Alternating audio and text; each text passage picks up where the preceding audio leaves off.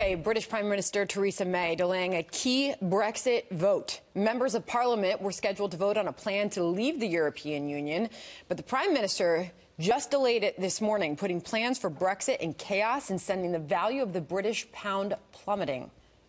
Mr. Speaker, having spent the best part of 2 years poring over the detail of Brexit, listening to the public's ambitions and, yes, their fears too, and testing the limits of what the other side is prepared to accept, I'm in absolutely no doubt that this deal is the right one.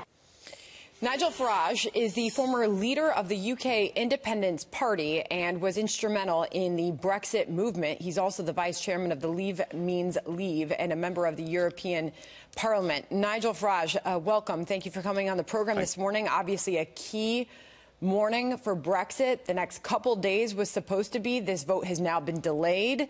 What are the implications of that? Well, I mean, the Prime Minister had struck a deal with the European Union on our withdrawal that many in Parliament, and myself included, thought was a bad deal. In fact, I've coined it the worst deal in history. We were going to give away a huge amount of money. We were potentially going to be trapped in European Union rules indefinitely. None of this actually worked. She realised this morning she was about to lose by a majority of over 200 votes in the House of Commons, something that no government in the history of our ancient Parliament has ever lost by. So at the last minute, she pulled the deal. What does it mean? Number one, it means that her credibility as Prime Minister is now absolutely shot. She has one last chance.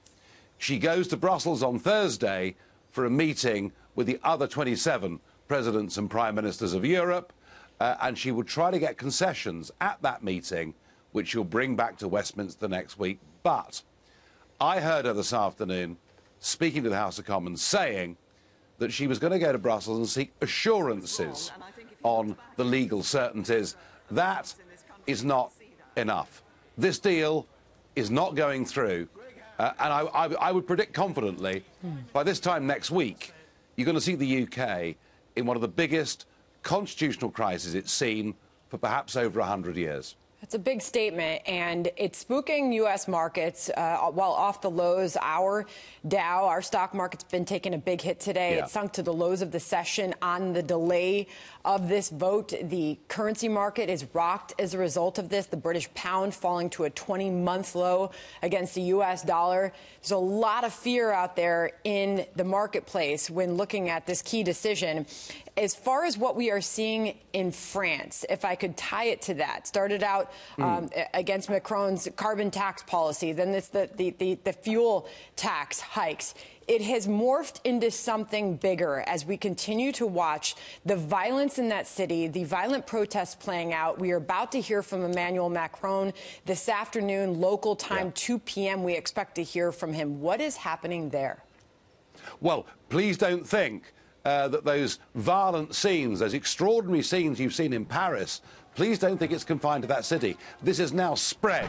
It's happening across the whole of France. It's happening in every major city and indeed in some smaller towns too. Last Thursday, there were tax offices out in the regions that were actually being petrol bombed. I mean, this is very close to being a modern-day revolution. And what it's all about, and you're quite right to say that it was green taxes that sparked it off.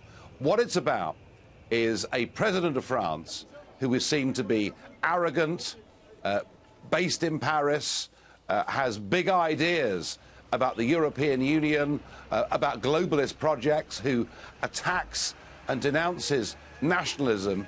And what people are saying is these leaders like Macron do not understand their lives. They're working, they're paying their taxes, they're obeying the law, and they're a lot harder up than they were 20 years ago.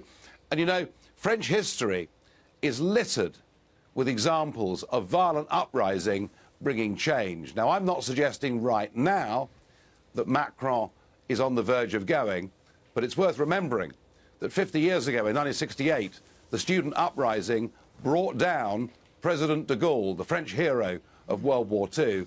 Macron needs very quickly, in this address to the French people today, very quickly to reassure ordinary struggling people he will improve their lives.